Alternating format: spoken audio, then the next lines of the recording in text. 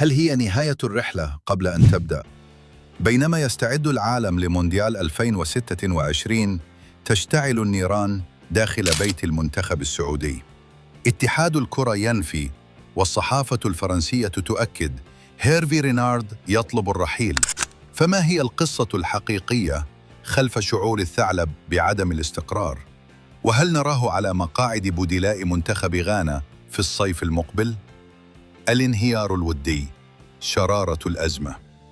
لا صوت يعلو فوق صوت الرباعية النظيفة.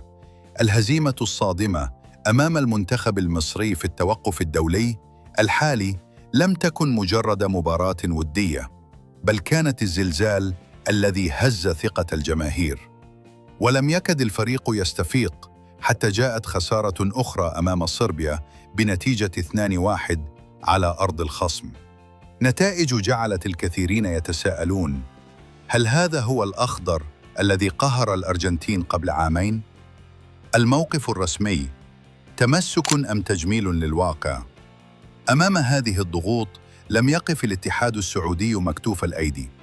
بيان رسمي حاسم صدر ليجدد الثقة في المدرب الفرنسي، مؤكداً أن العلاقة مستقرة تماماً، وأن كل ما يثار في السوشيال ميديا مجرد شائعات.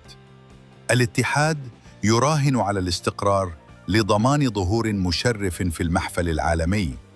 ولكن هل يوافق رينارد على هذا السيناريو؟ قنبلة لكيب: لماذا يريد رينارد الرحيل؟ هنا تأتي المفاجأة من فرنسا. صحيفة لكيب الشهيرة خرجت بتقرير مغاير تماماً.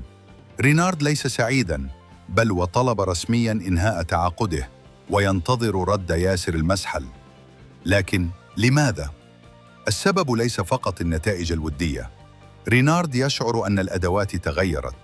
القوانين الجديدة التي تسمح بوجود 8 لاعبين أجانب في الدوري السعودي جعلت اللاعب المحلي حبيس دكة البدلاء.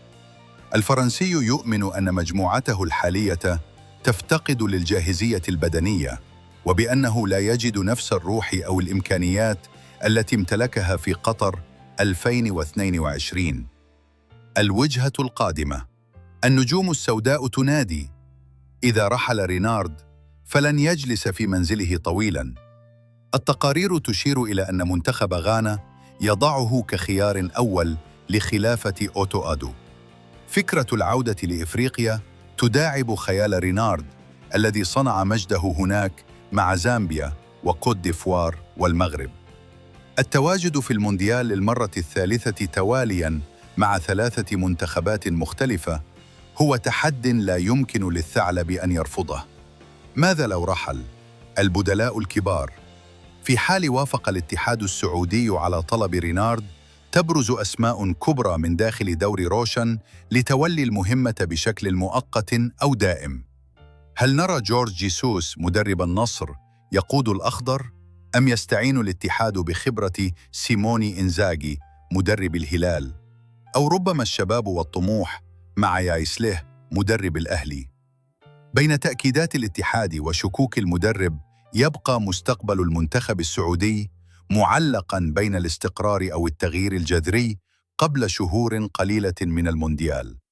وأنتم متابعين، هل تؤيدون استمرار رينارد رغم الظروف الحالية؟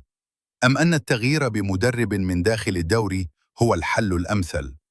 شاركونا آراءكم في التعليقات، ولا تنسوا الاشتراك في القناة وتفعيل الجرس لمتابعة كل جديد عن رحلة الأخضر نحو كأس العالم 2026.